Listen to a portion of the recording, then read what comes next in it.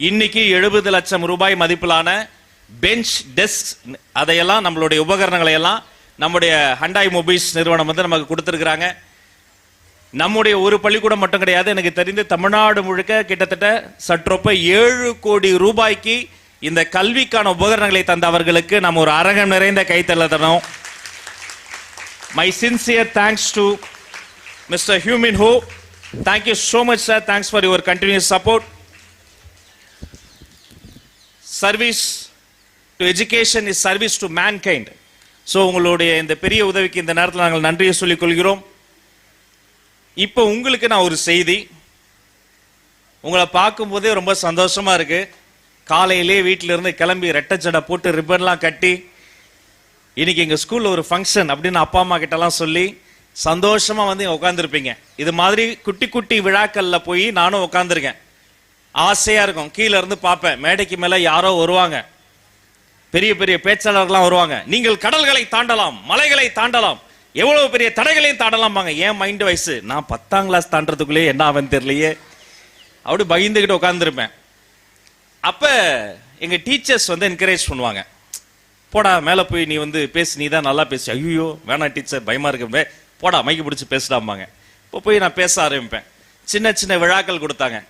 ஒரு நீராறும் கடலுடுத்த தமிழ்த்தாய் வாழ்த்து பாட வாய்ப்பு கொடுத்தாங்க. அப்புறம் ஒரு வரவேற்புரை கொடுக்க வாய்ப்பு கொடுத்தாங்க.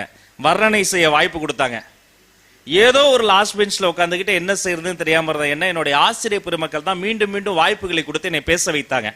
நம்ம அப்பா அம்மா இருக்காங்க பாருங்க, இந்த பள்ளிக்கூடத்தில் உங்களை சேர்த்தப்ப எப்படியாவது என் பொண்ணை காப்பாத்துறங்க. தன் குழந்தை ஜெயிக்கணும்னு நினைச்சா அப்பா அம்மா, தன்னிடம் படிக்கிற எல்லா குழந்தையும் ஜெயிக்கணும்னு நினைச்சா அவங்க தான் ஆசிரியர்கள், டீச்சர்ஸ். அவர்களினுடைய கவனம் முழுக்க உங்க மேலதான் இருக்கும். பதிலுக்கு நீங்க செய்ய வேண்டியது ஒன்னே ஒண்ணுதான், உங்களுக்கு வேணுங்கிற எல்லாத்தையும் நாங்க செய்வோம். உங்களுக்கு தேவைப்படுற அடிப்படை வசதிகள், கல்வி சார்ந்த விஷயங்கள் அத்தனை நீங்க நீங்க கேட்க வேணாம், அது போட்டி போட்டு நாங்க செய்வோம். பதிலுக்கு நீங்க செய்ய வேண்டியது ஒன்னே ஒண்ணுதான், என்ன தெரியுமா? உங்களுடைய தன்னம்பிக்கை வளர்த்துக்கங்க, தமிழ் ஆர்வத்தை வளர்த்துக்கங்க, தலைமைத்துவ ஆளுமை வளர்த்துக்கங்க. 3 விஷயத்தை நீங்க வளர்த்துக்கணும். முதல்ல என்னது? தன்னம்பிக்கை. என்னமா?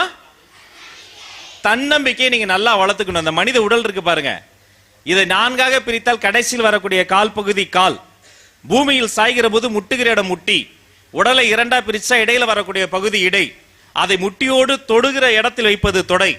கொஞ்ச நேரம் தான் சாப்பிடணும், கொஞ்ச நேரம் தான் இருக்கணும். வயிறு. இதமான நினைவுகள் இருப்பதால் இந்த பேர் இதயம். மொத்த உடலையும் இழுத்து வைத்திருக்கிற இடத்துக்கு பேர் கழுத்து. கட்டளை முட்டமிடுகிற தலைவனின் பெயர் தலை. தலைக்கு மேல ஒண்ணுமில்ல முடிச்சுக்கனால இது முடி.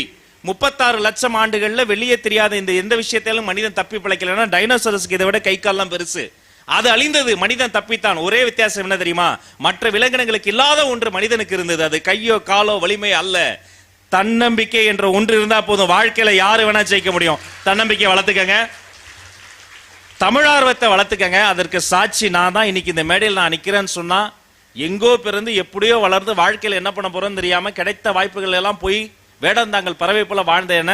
இன்னைக்கு இங்க வந்து மாண்புமிகு அமைச்சரா நிக்கிறேன்னு சொன்னா, அதற்கு என்னை போன்ற ஏழை எளிய மக்களையும் எளியோரையும் கைப்பிடித்து தூக்கி விடுகிற மாண்புமிகு முதலமைச்சர் அண்ணன் சி ஜோசப் விஜய் என்ற ஒரு மனிதர் என் தமிழார்வம் கண்டுதான் என்னை கைப்பிடித்து தூக்கி விட்டார். 3வது என்ன தெரியுமா? அது தலைமைத்துவ ஆளுமை, லீடர்ஷிப் குவாலிட்டி.